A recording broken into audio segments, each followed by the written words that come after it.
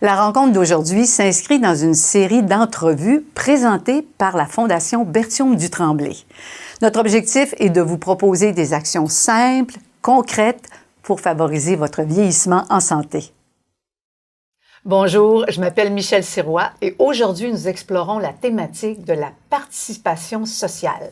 Et nous allons faire tout ça en compagnie de la docteure en sciences de la santé, Mélanie Levasseur, qui est professeure titulaire à l'École de réadaptation, à la Faculté de médecine et des sciences de la santé à l'Université de Sherbrooke. Et docteur Levasseur est également chercheuse au Centre de recherche sur le vieillissement. Alors, selon l'Organisation mondiale de la santé, l'OMS, on dit que les personnes âgées qui vivent une vie active, qui ont un mode de vie actif, vont vivre plus longtemps et en meilleure santé. Et là, on ne parle pas juste d'être actif physiquement, on parle aussi d'être actif au sein de sa société. Donc, on s'est dit, ça veut dire que la participation sociale, réduire l'isolement des personnes âgées devient somme toute, un enjeu de santé publique. Alors, avec Mélanie Levasseur, aujourd'hui, on va regarder c'est quoi exactement la participation sociale et c'est quoi ces fameux bénéfices que l'OMS nous présente. Et pourquoi, s'il y a tant de bénéfices, pourquoi il y a tant de personnes, une fois rendues à la retraite, qui se retirent de la société, qui n'offrent plus leur voix, leur participation. Et on va voir comment surmonter les freins qu'elles peuvent avoir qui les empêchent justement de participer. Alors voilà le programme de la journée. Bonjour, docteur Mélanie Levasseur. Bonjour. C'est un grand plaisir que vous soyez là parce que vous êtes une passionnée et vous nous amenez non seulement votre passion, mais aussi votre grande connaissance sur le sujet. Alors, pour commencer, moi, je veux comprendre, quand on préparait l'entrevue, je me disais, oh, participation sociale, on encourage ça. Mais là, est-ce que ça veut dire qu'il faut que je travaille jusqu'à l'âge de 82 ans pour rester en santé? Bien, c'est une bonne question. En fait, ça dépend de nos intérêts. Mais non, ça ne veut pas dire travailler nécessairement jusqu'à 80 ans, mais pour certains, ça peut vouloir dire ça. OK. Donc, la participation sociale, qu'est-ce que c'est? C'est vraiment l'implication des gens dans des activités qui vont leur procurer des interactions avec les autres, dans de la société, dans des lieux partagés qui sont importants pour eux. Donc, ça peut être, par exemple, dans une résidence, dans un lieu commun, dans un centre communautaire. Donc, dépendant de ce qui intéresse les gens, ça va être évolutif dans le temps. Donc, à un certain moment de notre vie, on peut participer socialement selon certaines activités, comme par exemple avec des amis, avec des membres de la famille, ou on peut militer à un autre moment. Et pour certains aînés, selon leurs intérêts, on peut militer pour les droits des aînés dans des organismes de défense, prendre la parole aussi, prendre des rôles avec des décisions. Donc, c'est vraiment, il n'y a pas une seule activité de participation sociale, tout comme il n'y a pas une seule activité physique qu'on peut recommander à tous. Mm-hmm. Ça va vraiment dépendre de ce qui est passionnant pour vous, ce qui vous intéresse, ce qui vous fait vivre une impression de flow. Donc, oui. C'est une expression que le temps, on voit pas le temps passer dans le fond, qui nous transporte ailleurs, qui nous fait vivre du plaisir, du bonheur. C'est ça que je retiens dans ce que vous venez de me dire, Mélanie, c'est la notion de plaisir, il faut qu'elle soit comme en haut de l'échelle. Là. Tout à fait. Oui. On veut pas que la participation sociale crée plus d'anxiété et de stress. On veut pas que ça soit... oui, ça peut nous sortir un peu de notre zone de confort, hein, essayer des nouvelles activités, oui. Rencontrer des nouveaux gens, c'est toujours quelque chose qui nous sort un peu de notre zone de confort.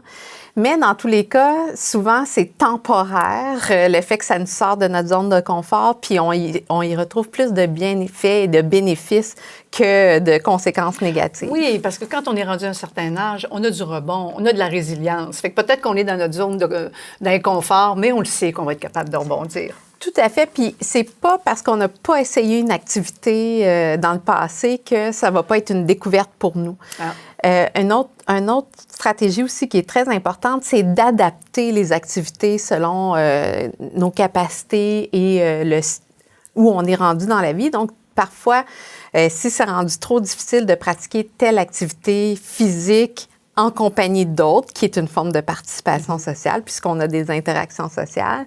Bien, ça peut être de, par exemple, si on marchait le 18 trous avec nos amis, puis que là, on utilise la petite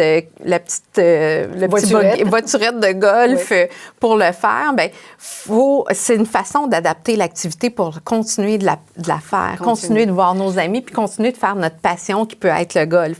Là, vous me parlez du golf, d'aller marcher, tout ça, mais est-ce que ça veut dire que quand on parle de participation sociale chez quelqu'un qui est à la retraite, ça veut dire que c'est une activité de loisir?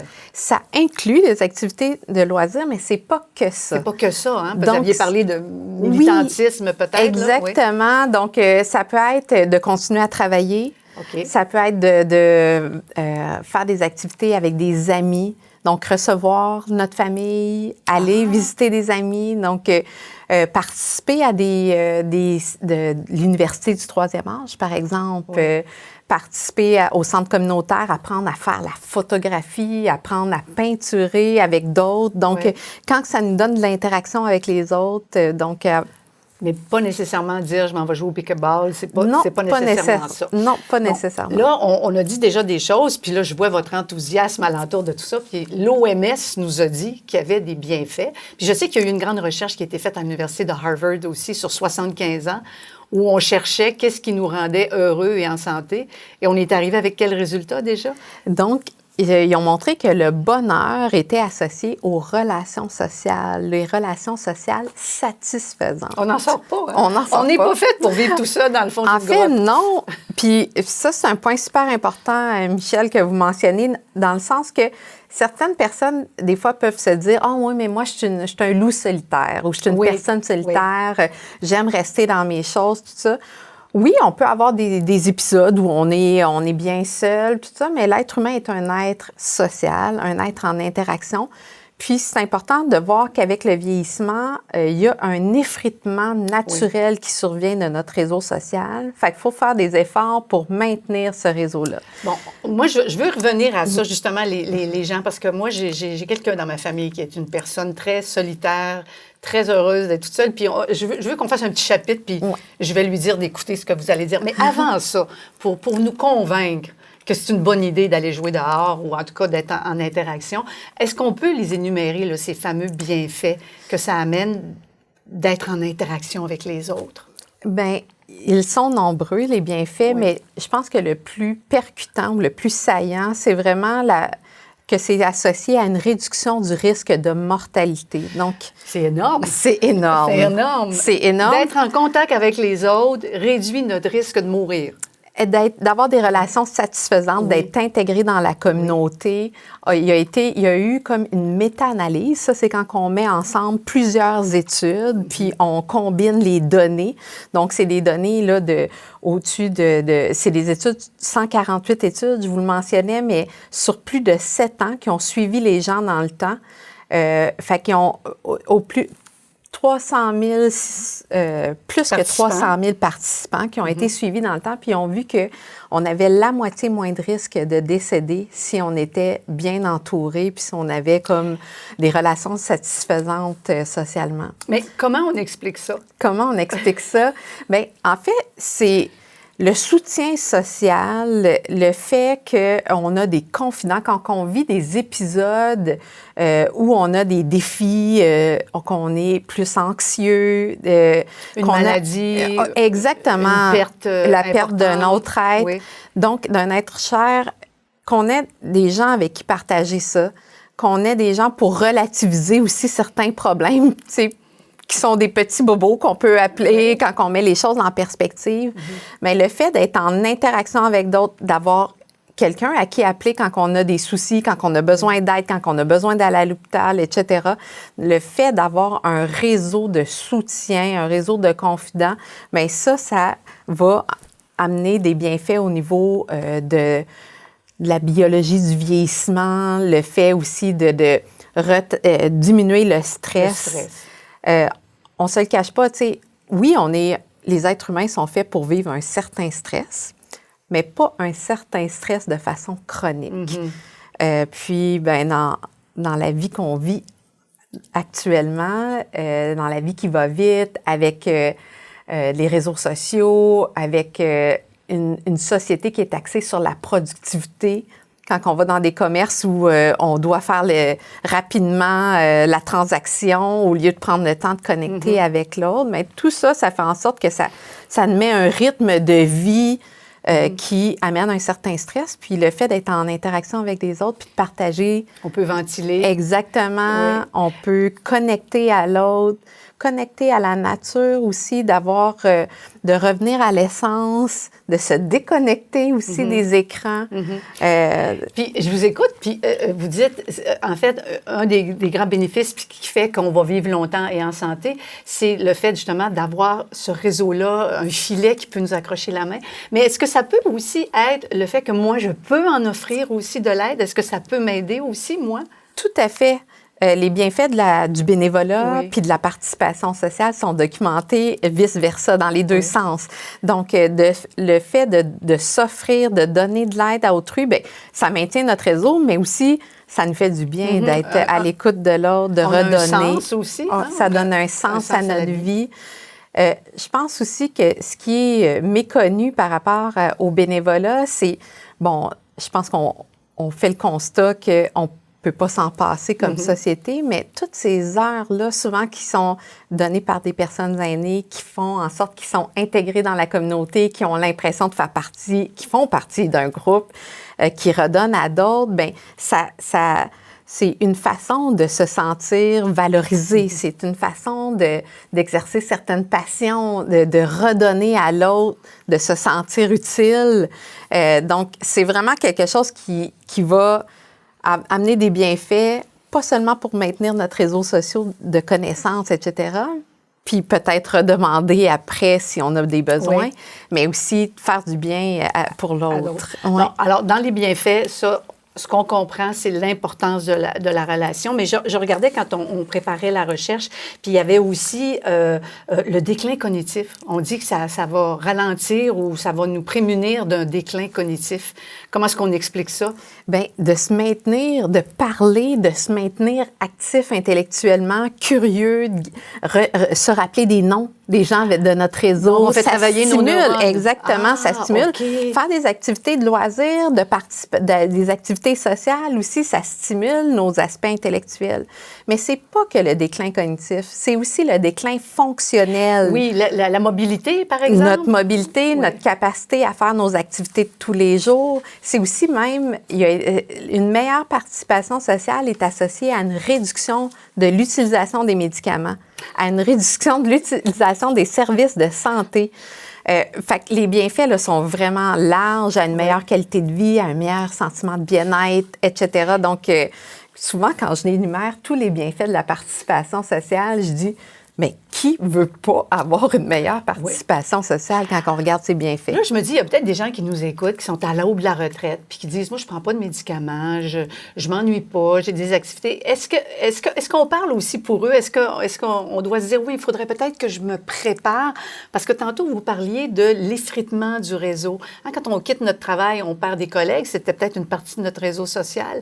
Mais est-ce que ça veut dire que si tout de suite, moi, je sens pas que j'ai besoin de ça, est-ce que je devrais pas quand même me préparer? Parce qu'en vieillissant, ça se peut que j'ai besoin d'un réseau social.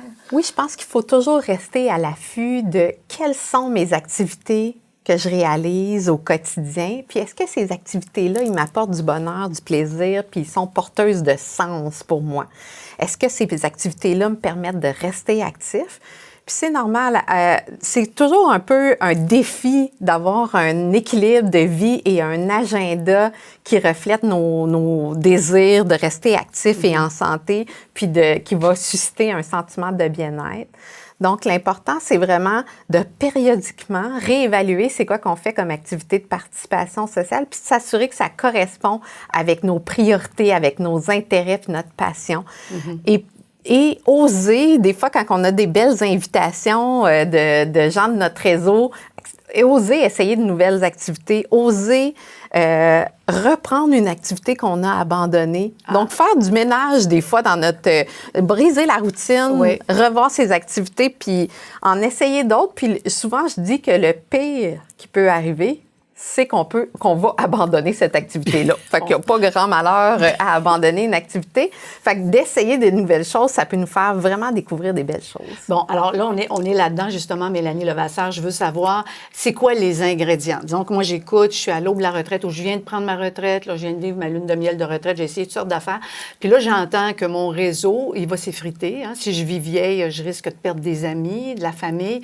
Puis là, je me dis, c'est quoi les éléments qu'il faut que je mette en place pour trouver l'activité puis la maintenir? Là, on a parlé tantôt du plaisir. Est-ce qu'il y a autre chose auquel il faut que je réfléchisse? Bien, je pense que c'est de saisir les opportunités, puis surtout ne pas se freiner, parce que des fois, j'entends des discours, aussi, je vous ai parlé des discours, ah oui, mais moi, je suis une personne solitaire, mais j'entends aussi des discours, ah, mais ça, c'est trop vieux, c'est plus de mon âge. Et il faut faire très attention, ça s'appelle de l'auto-agisme. Oui. L'agisme, qu'est-ce que c'est? C'est tous les stéréotypes, les préjugés. Fait que les stéréotypes, c'est comment on pense. Les préjugés, c'est ce qu'on ressent. Puis la discrimination liée à l'âge, la discrimination, c'est les actions qu'on porte. Fait que ça souvent cible les personnes aînées, mais ça peut être aussi envers les plus jeunes. Donc, l'agisme, c'est pas que envers les aînés. Et cet agisme-là peut être autodirigé. En général, les personnes âgées sont assez... moi, je vois, là, j'avance en âge, puis on est assez bon pour dire, ouais, je suis rendue une petite vieille, ouais, ben... c'est plus de mon âge. Oui, puis les cartes de fête, hein, des fois, on se fait donner des cartes de fête où on ridiculise l'âge. Fait qu'entre nous, on est déjà bon pour faire de l'âgisme. Oui, donc il faut faire très attention, adapter les activités, puis oser l'essayer, oser adapter. Je pense que aussi un autre conseil que je dis, souvent, moi, je rencontre des gens qui disent « Ah, moi, mais ça, j'ai arrêté de faire cette activité-là », puis on les aide à reprendre certaines activités. On a une intervention en recherche qui s'appelle l'accompagnement citoyen personnalisé d'intégration communautaire. Puis dans cet accompagnement citoyen-là, où on fait un jumelage avec un bénévole citoyen qui aide une autre personne à s'intégrer dans la communauté, bien, on aide les gens à renouer avec certaines activités, à s'intégrer dans la communauté. Puis dans ces activités-là, souvent, dans nos projets de recherche, on a des participants qui nous disent « Oh, mais mon Dieu, pourquoi j'avais arrêté de faire ça? J'aime tellement ça, c'est tellement c'est tellement quelque chose que j'aime, qui me valorise, qui est important pour moi, je peux pas croire, mais... » C'est normal que peut-être à certains épisodes, par exemple, quand on a un épisode de santé où là, on est ralenti, qu'on ait cessé certaines activités, mais il faut toujours rester sur le qui-vive pour les reprendre, puis être à l'affût des opportunités, parce que des fois, dans notre proximité, dans notre entourage, dans notre quartier, il y a plein de belles opportunités de participation sociale, des cafés-rencontres, des activités au centre communautaire, votre ville aussi, sur le site des villes du Québec, il y a plein de belles activités qu'on peut... Souvent, il y a même des événements gratuits de participation sociale, puis qui sont pensés en fonction de tous les âges. Fait que c'est des belles opportunités. Puis, quand on préparait l'entrevue, je me souviens qu'on a effleuré la chose de se dire aussi, je pense qu'il y a des questionnaires qui existent pour se rappeler qu'est-ce qu'on aime, dans quoi on est bon. On a aussi un questionnaire d'intérêt, je pense. Tout à fait, d'avoir un questionnaire qui peut nous faire... passer en revue quelles sont les différentes activités sociales et de loisirs permet aux gens de réfléchir. Oh, ça, cette activité-là, c'est pas quelque chose que je fais régulièrement, mais c'est toujours quelque chose qui m'a intéressée. Ou, cette activité-là, je faisais ça, puis j'aimerais la reprendre. Fait que ces questionnaires d'intérêt-là, avec les différents choix d'activités, peuvent aider les gens à identifier, quelles activités je voudrais reprendre, mais aussi quels sont les leviers ou les facilitateurs dans mon environnement. Est-ce qu'il y a une de mes voisines ou une amie qui peut y aller avec moi faire cette activité-là? Est-ce que, quels sont les obstacles? Est-ce qu'il y a un coût à cette activité-là? Est-ce qu'il y a moyen d'avoir un rabais? Un rabais pour les aînés, pour par les exemple. 55 ans et plus. Ou même, des fois, ce que les gens ne savent pas, c'est qu'on peut, quand on est accompagné, des fois, pour notre accompagnateur, l'activité peut être gratuite. Mais là, je vous entends, Mélanie, et je sais que sur le site de la Fondation Berthiaume du Tremblay, on va mettre des compléments d'informations. Puis ici, on trouve là, ces fameux questionnaires, là, on va bien sûr les glisser. Je sais qu'il existe aussi des questionnaires pour que la personne se questionne sur quels sont mes talents, quels sont mes freins, qu'est-ce qui m'empêcherait. En tout cas, on va essayer de vous dénicher ça puis de mettre ça sur le site. Là, on va revenir, on a parlé tantôt... Là, On se dit, mais qui ne veut pas faire de participation sociale avec la façon que vous nous l'exprimez, Mélanie? Et pourtant, il y a des gens qui se sont des solitaires, qui ont travaillé fort, qui ont été peut-être même des gestionnaires, qui ont eu à prendre des décisions toute leur vie et qui se disent, « Hey, moi, là, je suis tranquille à la maison, j'ai mes livres, j'ai mon chien, mon chat, mon feu de foyer, mon petit verre de vin à 5 heures, tout va bien. » Mais là, vous nous dites, l'isolement, c'est pas bon pour la santé. C'est important qu'on aille jouer dehors. Qu'est-ce qu'on peut dire à ces personnes-là? Puis, y a-t-il une différence entre être seul et se sentir seul? Beaucoup de questions là, que je vous ai posées. Là. Non, mais c'est des bonnes questions. Puis je pense que c'est important. Dans le fond, l'isolement, c'est vraiment d'avoir une quantité limitée de contact avec d'autres. Tandis que la solitude, c'est le sentiment que la personne vit d'être seule, donc un manque. Quelqu'un peut être isolé, mais ne pas se sentir seul, et vice-versa. On peut ne pas être isolé et se sentir seul. Donc, l'important, c'est que si on s'isole, on a quand même plus de chances de vivre un sentiment de solitude. Puis ce sentiment de solitude-là, et même l'isolement, est associé, dans le fond, à des effets, à une augmentation du risque de maladies chroniques, par exemple, à une diminution de l'activité physique, à la sédentarité, à des moins bonnes habitudes de vie, etc. Donc, le fait d'être en interaction avec d'autres est très important. Puis c'est pour ça même qu'on a émis l'an dernier les lignes directrices canadiennes sur l'isolement et la solitude pour mieux outiller les intervenants. Puis ça aussi, je pourrais vous donner le site vers ces lignes directrices-là, pour mieux outiller les intervenants à encourager les activités sociales et de loisirs, à briser l'isolement et la solitude chez les aînés pour mieux outiller et pour valoriser, qu'on comprenne mieux comment, un peu les conséquences, comme on disait tantôt, comment ça marche, puis qu'est-ce qu'on peut faire comme intervenant, comment on évalue ça, la solitude et l'isolement, puis comment on intervient pour favoriser, briser cet isolement. Et là, moi, j'entends les intervenants qui vont évaluer, mais si la personne est très isolée, elle ne rencontre pas d'intervenant. Donc, comment est-ce qu'on peut faire pour la sortir de sa maison? Ça. C'est rare qu'on est totalement isolé, mais vous avez raison que parfois, par exemple, les repas livrés de la popote roulante ou même la personne qu'on croise dans la rue pendant qu'on promène le chien peut être la seule interaction qu'une personne vit dans une journée. Fait que c'est important, comme citoyen, d'avoir cette préoccupation-là, de garder ça en tête, puis de saisir toutes les occasions qu'on a d'interagir avec les personnes aînées, puis de les intégrer dans la communauté, de faire en sorte que on prend un petit 2 minutes de plus, puis on prend le temps d'écouter ce qu'ils ont à nous dire. Ça nous fait du bien, nous aussi. Oui, ça nous fait du bien. Oui. Ça nous fait du bien, puis ça nous fait... ça crée un sentiment de communauté. Ça suscite l'inclusion dans la communauté. Puis souvent, quand on parle de participation sociale, d'importance de...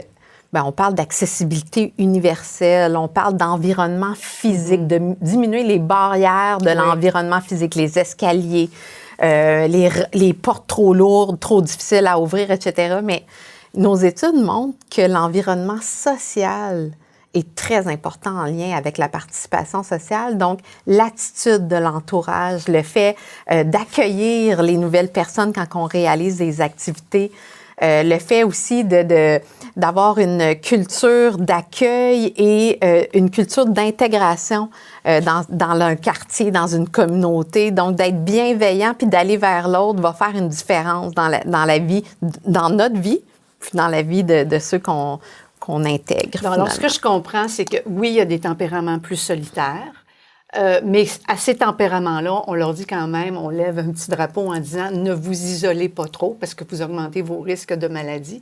Puis nous, comme citoyens, c'est d'être capable de détecter ces gens-là qui ont peut-être besoin d'une perche, qui ont peut-être besoin de leur tendre une perche, leur proposer quelque chose et de les aider comme ça à peut-être trouver une activité où le plaisir va être en haut dans l'échelle.